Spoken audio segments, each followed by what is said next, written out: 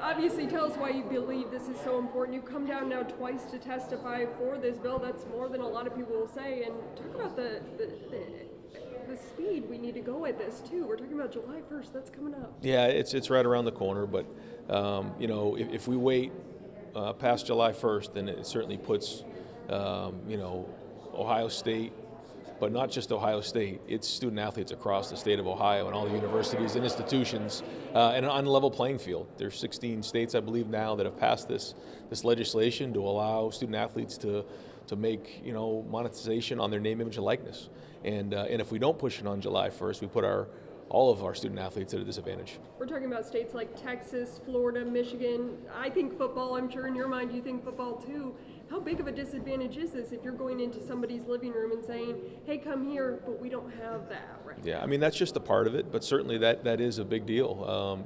That we have 120 football players, we have 36 sports at Ohio State, but we also have a lot of recruits and families that we're recruiting. And to say that you can't make money off your name, image, and likeness right now, but you can at these other states would put us at a major disadvantage.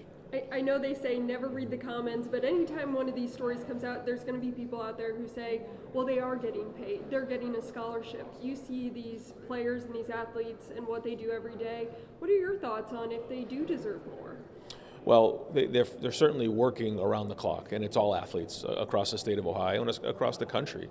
They start early in August, and it goes year-round. It's a lot of work, and what they're really doing is that their name, their image, and their likeness is outside of the university. This is things that they're going to be doing outside of Ohio State athletics, and the opportunity for them to make some money off of that makes a lot of sense. Obviously, you're interested in football, but do you think this will be helpful to other athletes at Ohio State? You obviously spend time with them as well. Oh, absolutely. I mean, not everyone's on scholarship. And so this is a great opportunity for people in all sports. There's 36 sports and over 1,000 athletes at Ohio State and throughout the state of Ohio. And there's just so many other divisions. There's Division I, Division II, Division III, and certainly there's going to be great opportunities for them as well. Coach, you think it'll change the game? I don't know, but I'm more concerned if we don't make some changes here because of everything that's going on throughout the country. Certainly, we'll have some challenges moving ahead, but I think we have a lot of great plans in place, and we're going to navigate it one day at a time.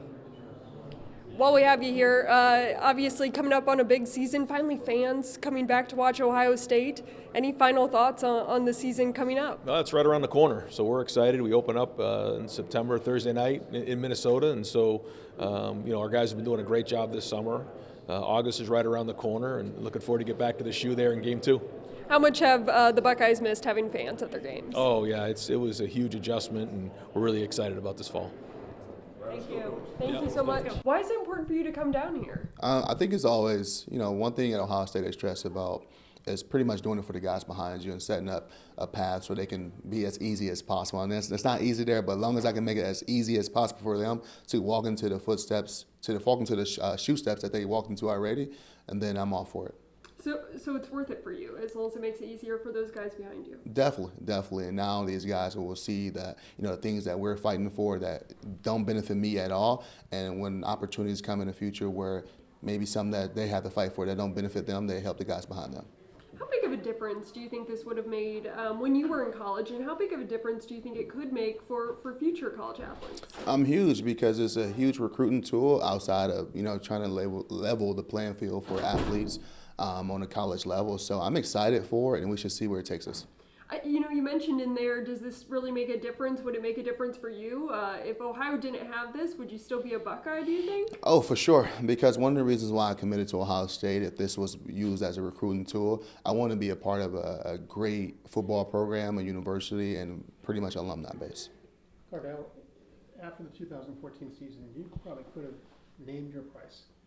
Do you ever think, if this were in existence back then, how much I could have made? Yeah, it would have been great. We had a lot of star-studded guys that coming season after we won a championship.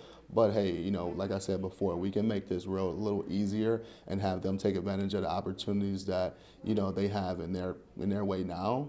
Then it's all for it. It's all worth it. There also is the issue, though, and this was addressed in the hearing. Some guys are going to make a lot of money, some guys are not. You're at an age 18 to 22 where bonding is so important with the team. How big an issue is that going to be to navigate that?